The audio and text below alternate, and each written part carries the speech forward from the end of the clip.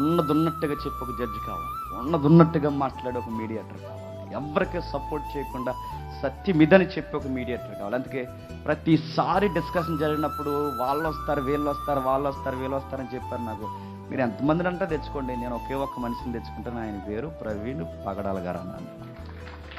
ఆయన ఏదైనా తీసుకుని ఆయన ఉండాలి, మధ్యలో ఆయన ఉండాలి, ఆయన ఉండాలి, ఆయన ఉండాలి. ఈయన సపోర్ట్కి ఇంకెంతమంది తెచ్చుకోండి, ఆయన ఉండాలంటే ఆయన ఎందుకు ఉండాలి నీకు అన్నారు అడిగారు నన్ను. ఆయనే ఉండాలి అన్నాను నేను. ఆయన ఉండాలి, రావాలి, వచ్చారు.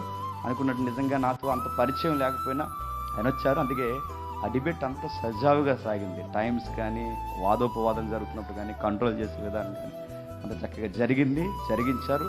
మళ్ళీ ఆ తర్వాత మా నాన్న నాతో చాలా బాగా మాట్లాడారు, నాకు హ్యాపీ అనిపించింది.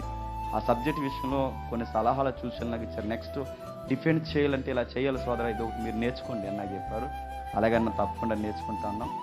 ఈ టైంలోనే నేను అడిగాను, అన్న మాకు సెమినార్ జరుగుతుంది వస్తారంటే, సోదరా ఆ టైంలో నాకు కోనసీమలో మీటింగ్స్ ఉన్నాయి, ఖచ్చితంగా వస్తాను, మీ దగ్గర నేను టైం స్పెండ్ చేస్తానని అడిగారు. ఆ టైం స్పెండ్ చేసిన మనకు 2 days టైం ఇచ్చారు. కాకపోతే కొంచెం ఒక బాంబు పేల్చారు. మళ్ళీ